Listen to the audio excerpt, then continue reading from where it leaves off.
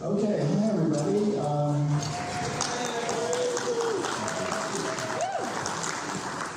rock star. I guess the funds distributed this morning worked well. So great to have everybody here. My name is Frank White, and what's most relevant today is that I wrote a book called The Overview Effect. And what is yours?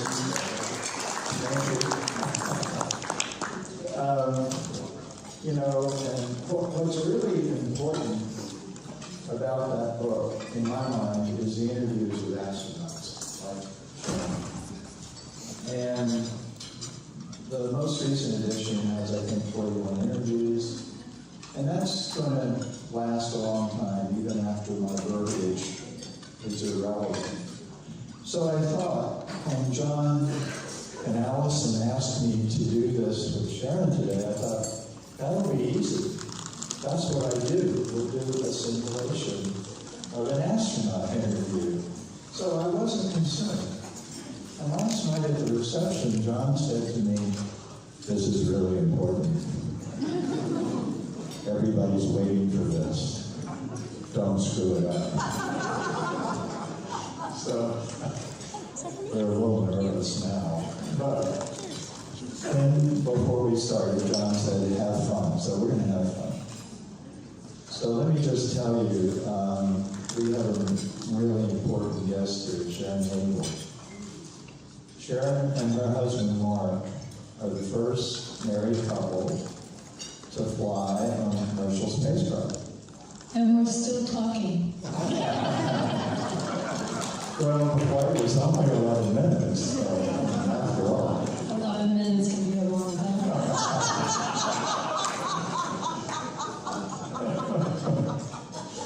Okay, all right. Well, anyway, we're going to have fun. Anyway, there's a rumor, and I think it's a fact, that there were 2 NASA astronauts who flew, who were married, and NASA did not know.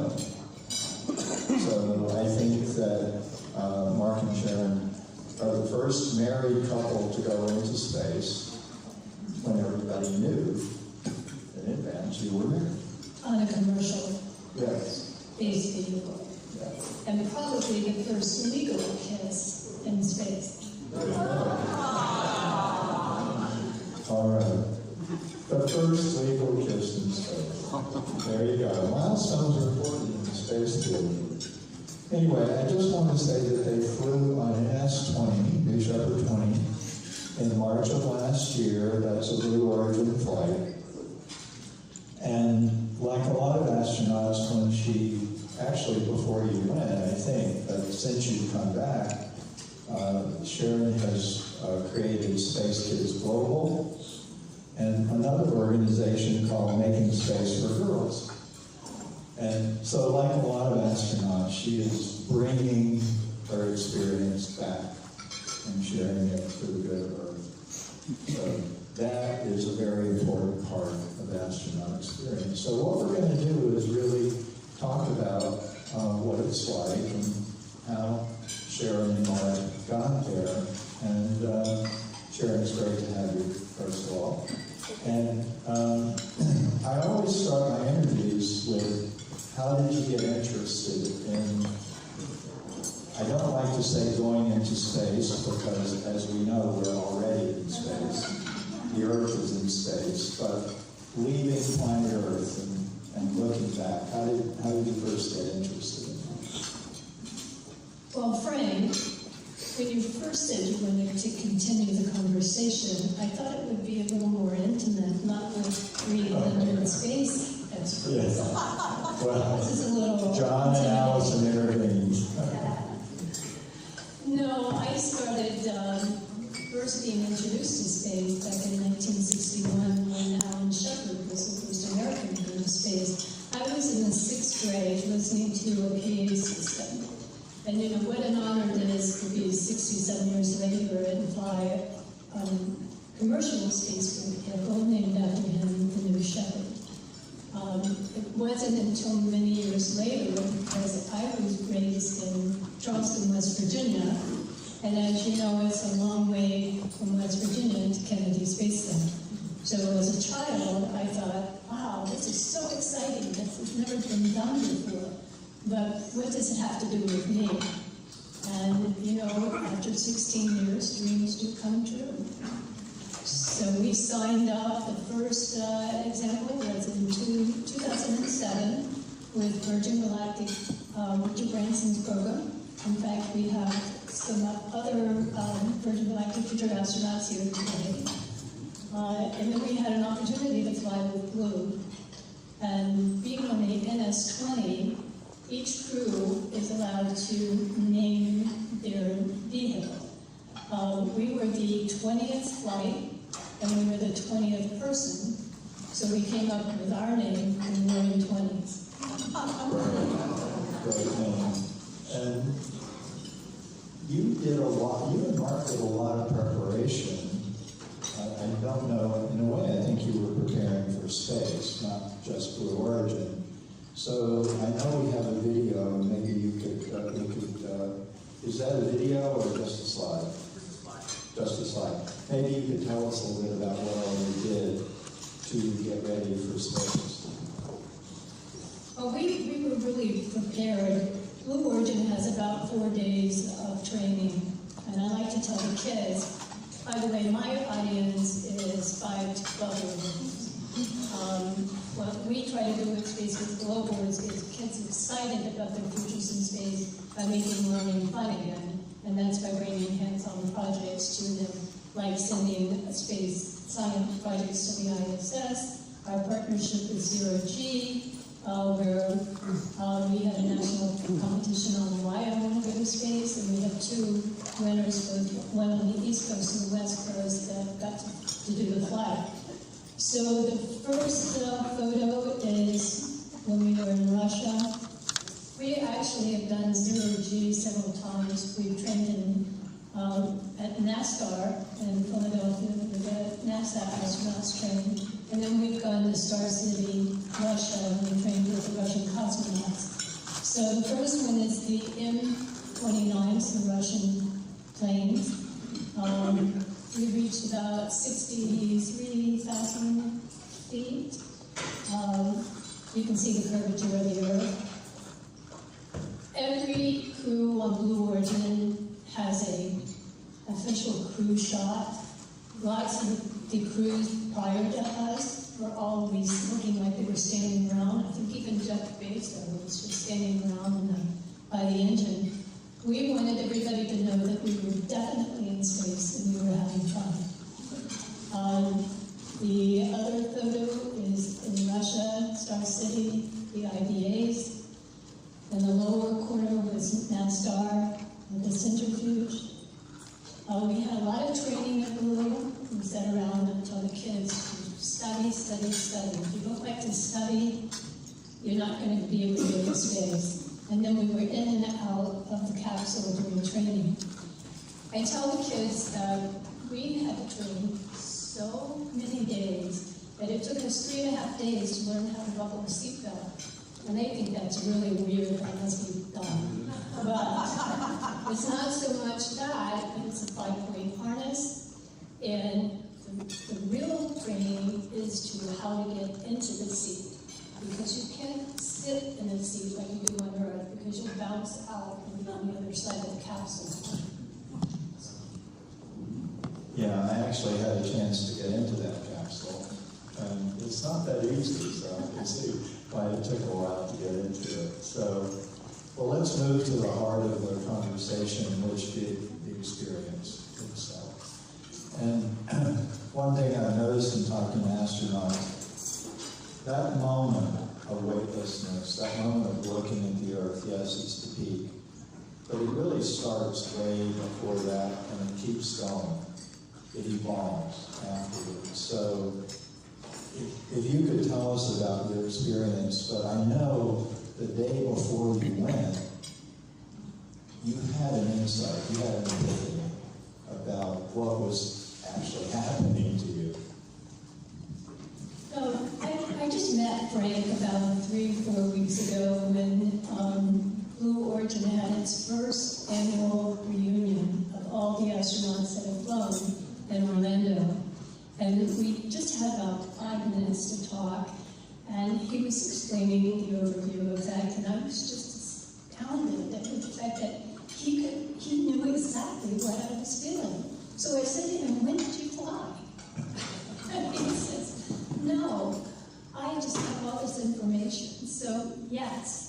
Right before I left, the day before, I was, you have to prepare yourself, not only physically, but mentally.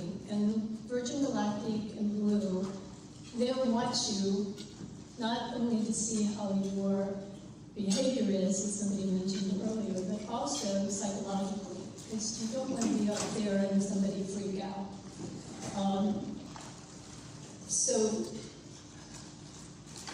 What was that saying? This is my senior moment. The day before, you had an insight. So I was walking down the street, and we had already signed off all this legal stuff about the risk and getting my estate planning in order in case. And all of a sudden, the air smelled fresher. The birds were louder. The traffic was comforting. And you think to yourself, oh my God, I might not come back. This is just too intense. So then once we were in the capsule, that's a whole different story. It is the most emotional and spiritual journey I've ever taken. I would love to talk to Larry and see what his thoughts were, because this is something, to have the opportunity to be a part of space exploration at such an early stage, it's a responsibility. Once you get up there and you look back at the Earth and you see how fragile it is, how thin that atmosphere is, it's mind-boggling. It's very, very emotional. And you have a responsibility to come back and make it better.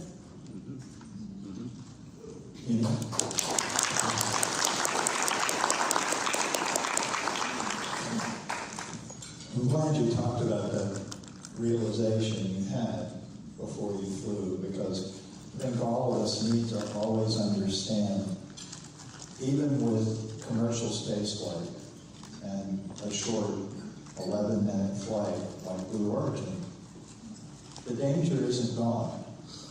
It's still there. And anyone, including Sharon, who's willing to do it is a hero in my mind. Because they're going and they're essentially getting this sacred knowledge and bringing it back to us.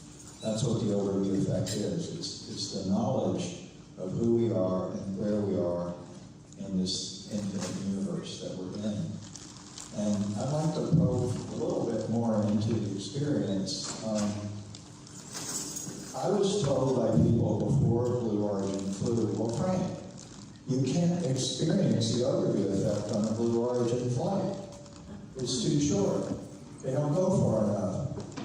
And I just said, we don't have a lot of experience with suborbital flights. Let's just see. I've now interviewed 7 Blue Origin astronauts, and I've talked at length with you, Sharon. Did you experience the overview effect? Absolutely. Yeah. And it's breathtaking. It really chokes you up. Even today, there's triggers. I go to watch a launch, I think, once we got back to Earth. I love saying that.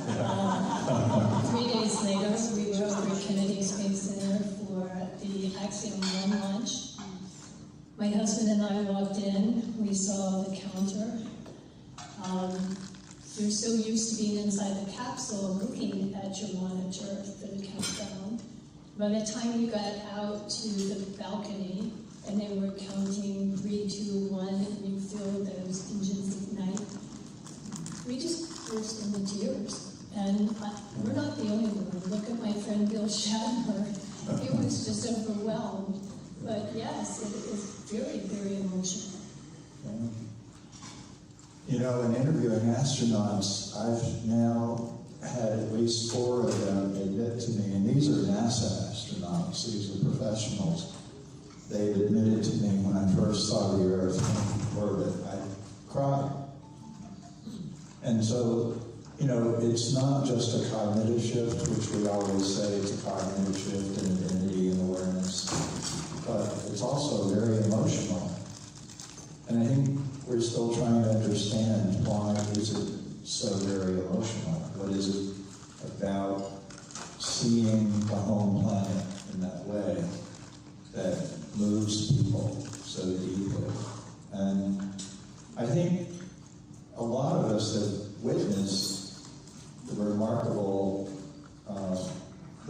conversation with William Shatner as he came out of the Blue Origin capsule.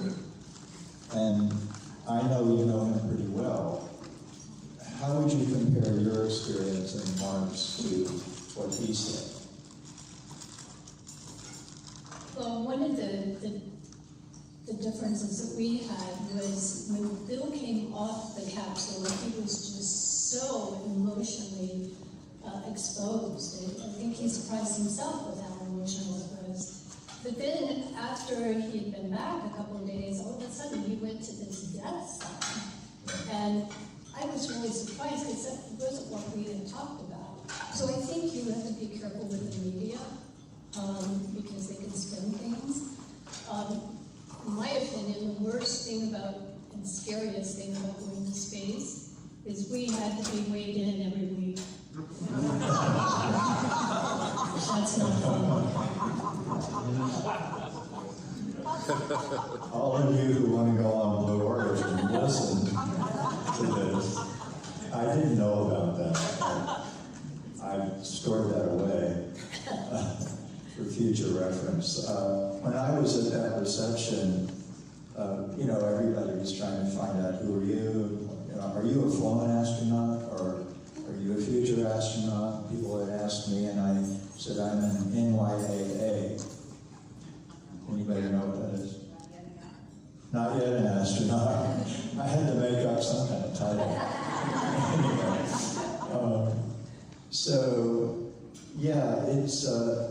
It's an experience that starts before, and then it peaks, and then it continues.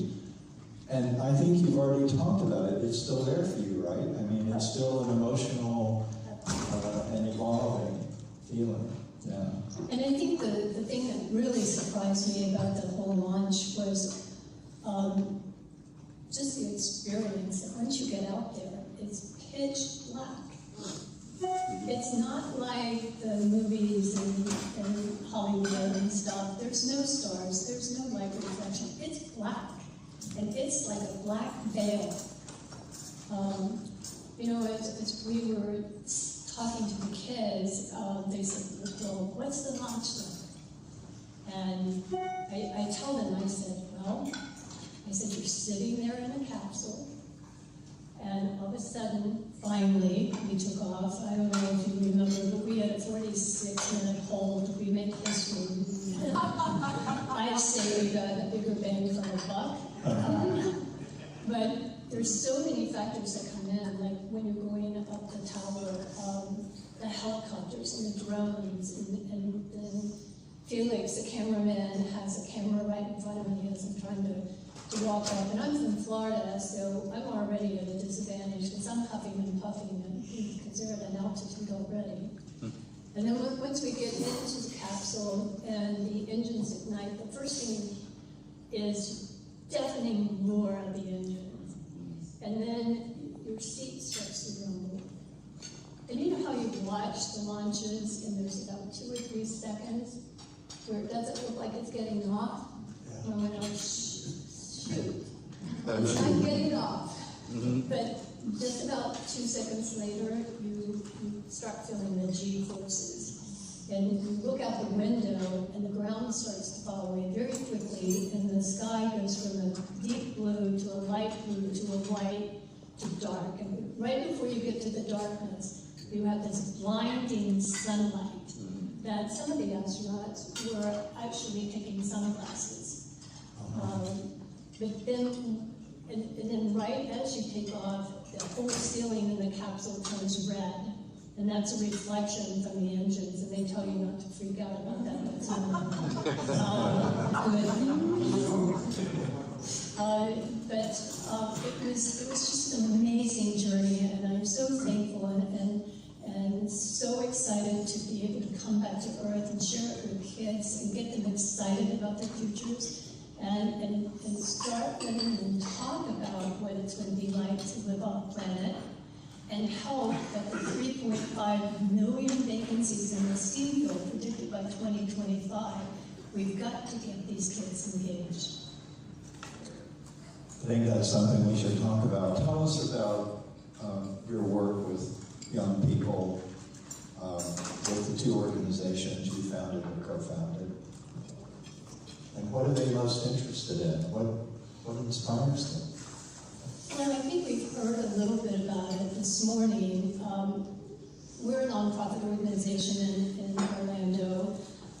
We inspire elementary school kids in STEAM education with ensuring that girls are equally represented.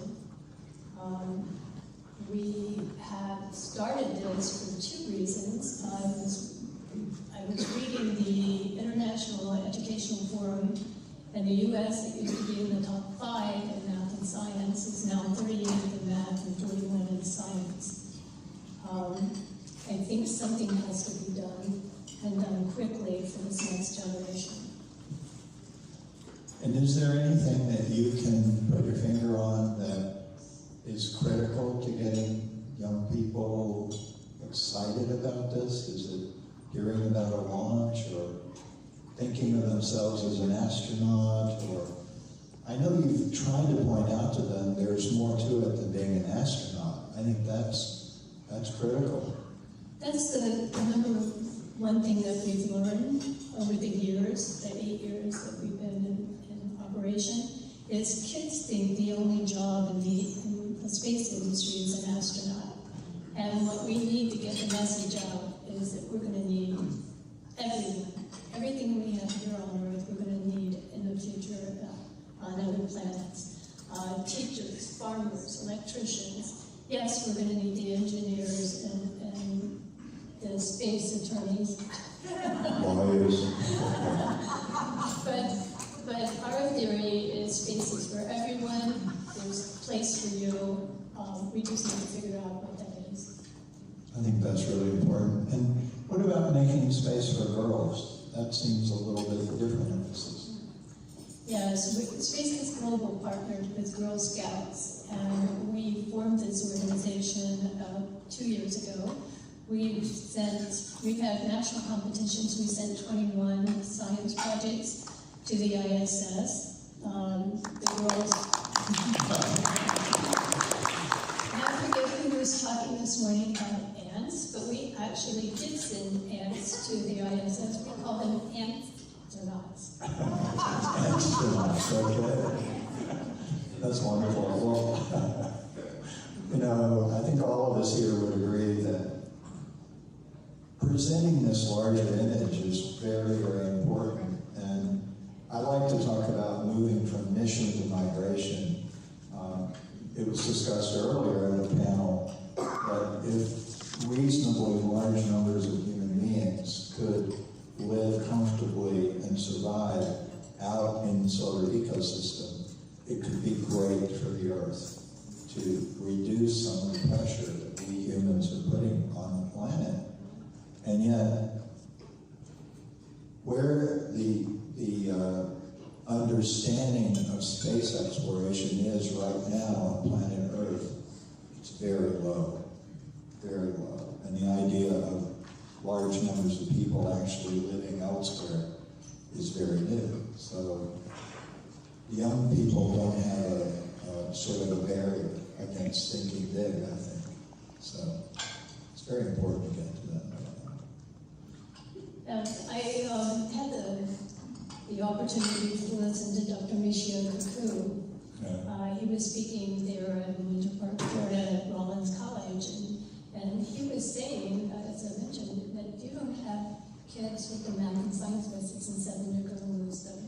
And I think it's very important that we, SpaceKids Global, give these kids hands-on projects, because what we want to do is make learning fun again.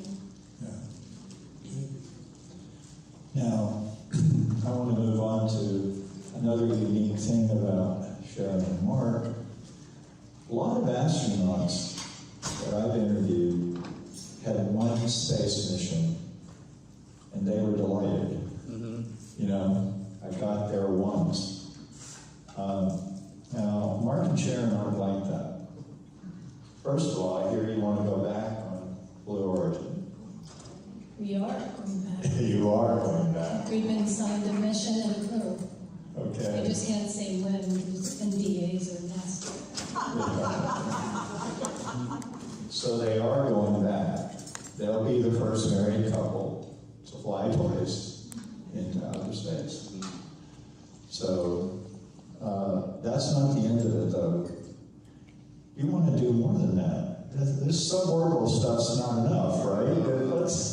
What else? What else are you two going to do? Well, I always say if there really is a Santa, we want to fly all 3 private companies. We want to do a 5-day orbit around the planet, and then of course with Blue and New Glenn and the orbital reef, wouldn't that be kind of cool to launch up there, stay on the orbital reef overnight with Hilton, go around the moon and come back? Now that's a bucket list. That's a bucket list. I got a lunar flyby. Did we say that? Did we put that in there? We are doing space perspective too. Yeah.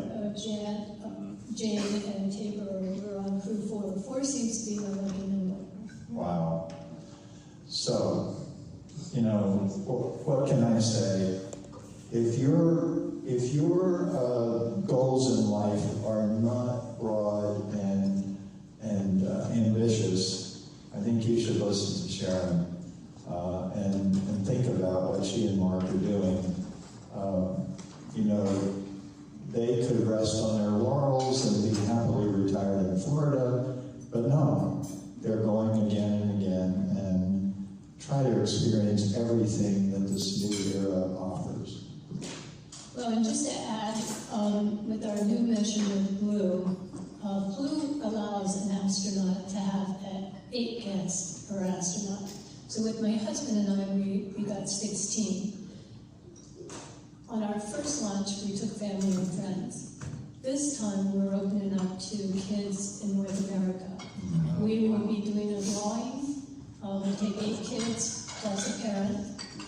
We're going to we have a Canadian partnership, so 1 child will be from Canada, 1 will be from first responders the nationwide, 1 military, and the rest of the country, the 5 will be geographic.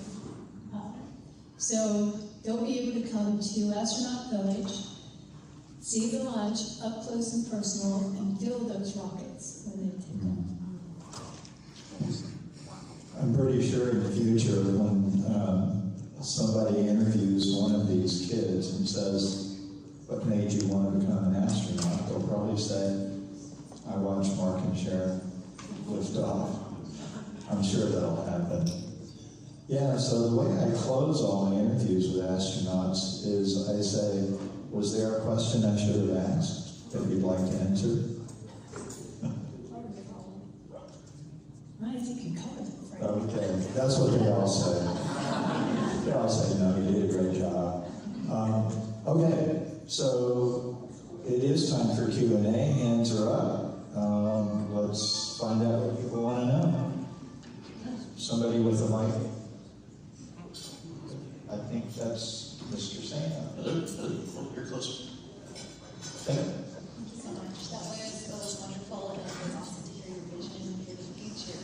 This question might evoke some mixed feelings from the folks of you, because part of the vision is to democratize access for those who traditionally didn't have access, the athletes, the entrepreneurs, the musicians. Do we ever see a future where space travel, point-to-point orbital becomes so routine, so mundane that we do what we do on airplanes, that we're sitting by the window and we're on our phones instead? And if so, what are your feelings about that? Is that good? Is that, oh no, we're taking this for granted? That's a great question. I'd like to say just briefly, when I first had the insight that led to the idea of the overview effect, it had nothing to do with astronauts at all. And I was on an airplane. And I was looking down, and I realized whoever lived in outer space permanently would have an overview of the Earth. They'd see it as a whole system. And I didn't think it would be extraordinary. Oh, there's the Earth. I thought it would be a higher level of understanding, but not mind-blowing. I started interviewing astronauts because there were no people living permanently in, say, an O'Neill community. And I found out, wait a minute, this is not exactly what I was talking about. For people who are born here and live on the surface, it's extraordinary. So, it's a long way of saying, I believe as we move outward from mission to migration, it will become ordinary. But space exploration is all about changing consciousness. There's always going to be another step. So there will be a step further out, seeing the Earth differently, seeing the other planets differently. And so I do think the overview effect may become somewhat ordinary, but it doesn't worry me. And even astronauts I've talked to who stay on the ISS a long time say it takes a lot longer than that for it to become routine. I would say that's a good thing, because that means that there's more people going, it's becoming normal. I know when we got back to Earth, we had a debriefing that took place for about an hour or two, and they wanted to know everything. We were gathering all the information from our suits, how did that work, to how the capsule worked, was it something that they needed to address, something that they missed, what was good, what was bad. You know, it was taking all that data and recording it so that we could get more people out there. This is the suit. Yes, and it's fire resistant and hot. I don't mean hot in a sexy way. The worst thing about the flight is wearing the suit today in a hot room. Okay, more questions. We've got time. Can you everybody hear me? Yeah. First, I just want to say, Frank, thank you for the work you did to write the book and to spread the word. Reading the overview effect, if you haven't read it, it's probably not as life-changing as having an experience, but for me, it really crystallized the reason we're doing this. So thank you to Frank.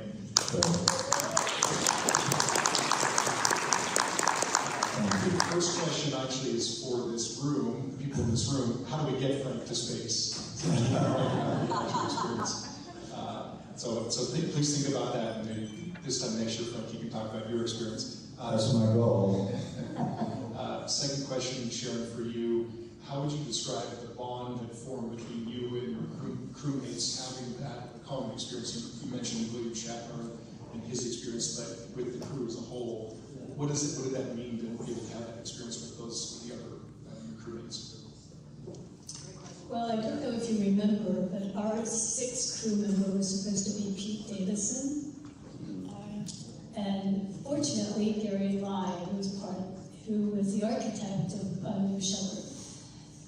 The crew bonds. I remember Peggy Whitson telling me that your life depends on your crew members, and that's what our training was constantly over and over again. Because on our drills, if we missed the spot where we were supposed to come back to Earth, and they didn't have the recovery team out there, how do you get in and out? We don't really realize that hatch is so high. It's probably about 5 or 6 feet. You just can't step out of it to get down. And so one of the things that they were talking about was when I was trying to get out, they said, that's your crew member. You need to help. If somebody's in trouble, you need to help. So 2 nice gentlemen came over and put their arms out so that I could climb out. But yes, we bonded for life. You know, I interviewed Gary, and those of you who don't know, he designed that spacecraft, New Shepard. And so that was another remarkable thing about their flight. They went, I don't think anybody else has ever gone on space flight with the person who created the spacecraft. And what was interesting, though, he said that he was the experiment because he knew so much. And he had so many to-dos, cognitive to-dos to check out on the flight. And yet, it was so overwhelming, he went into a completely different place. And he talked about being in the flow. I don't know if any of you are familiar with that term, but it's a transcendent place that sports teams get into, and athletes get into, and others get into. And I found that remarkable that you would think that his focus would be so much on what he knew about the spacecraft and how it was performing, and yet the experience was so significant that he went somewhere else. Not that he didn't do the other things at some other level of consciousness, but I just see it as testimony to the power of the overview effect. So I'll tell you a little inside story. So by the time we got out to Astronaut Village, it was probably 4 or 5 days. They cut Gary off of all communication with mission control and all. They didn't want him to have any inside information. So as we're sitting in the capsule waiting that 46-minute hold, Gary's sitting there telling us, okay, this is what mission control is saying to ground control. This is going to happen in the next 10 minutes and all. But when we got back to Earth, we heard the real story. So they put us on the hold. The engineers are going through the books, trying to figure out, and it was a communication problem from the capsule to the ground. And so they're trying to figure out the solution. And somebody says, just call Gary. Gary's on the front. Then they couldn't get any answer from the FAA. And Dr. George Neal was on our flight too. He was the past administrator of the FAA. And they well, just call George. No, George is on the flight. We had a great crew. Go ahead. So, Sharon, I have a question for you. What actually did you and the kids coordinate with the astronauts, and what were the other kinds of research projects that you had the kids go up with?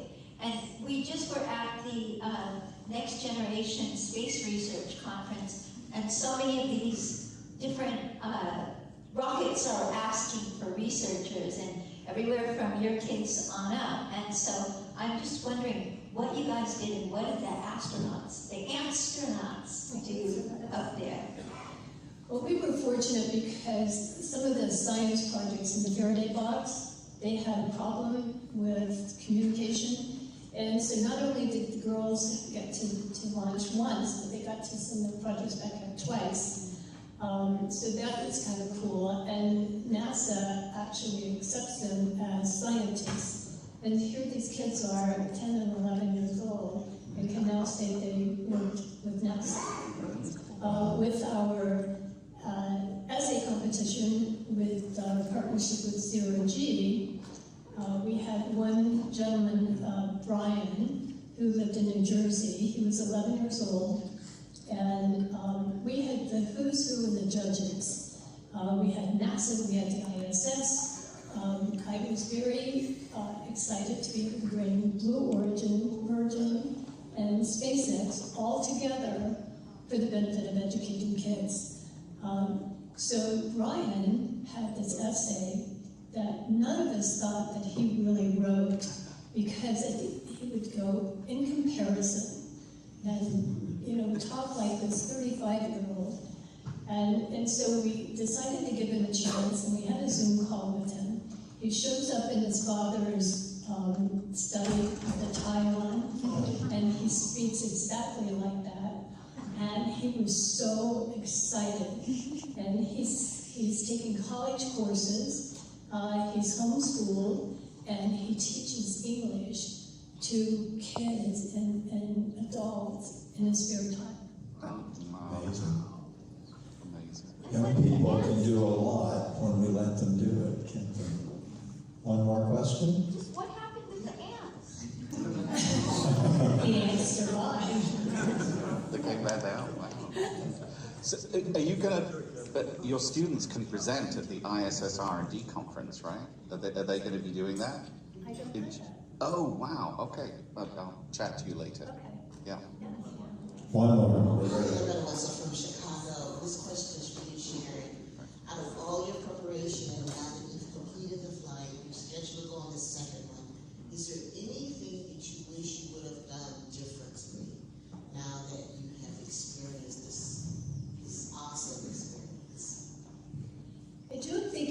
something I would have done differently. I think the second glance gives me an opportunity to stay in the moment. There is so much going on that first time, and you're trying to remember, you're drilled over and over for cellular memory, so you don't have to think about it. That it was more of being aware of, okay, at this particular time on the clock, I needed to be here. I needed to be back in my seat. And I think this time I'll be more relaxed and I'll be able to take in more. I'm sorry, I think it's Loretta, right? Yes. I said Roberta, I'm sorry. Yeah, this is a good closing note. I think what we're seeing is the NASA astronauts didn't go into space to experience the overview effect. It happened to them. Now, with commercial flights, people are going for the experience, and now we get into a new kind of training. It's almost psychological training of how to have the best experience. And I think that one aspect of it is to try to minimize distractions as much as possible. It's hard to do on such a short flight, but I think it's going to be an important future aspect. I think George Neal said it best. It's not a career job anymore. I'm your next door neighbor. I think on that note, it's a good time to end. Thank you, everybody. Thank you, Sharon.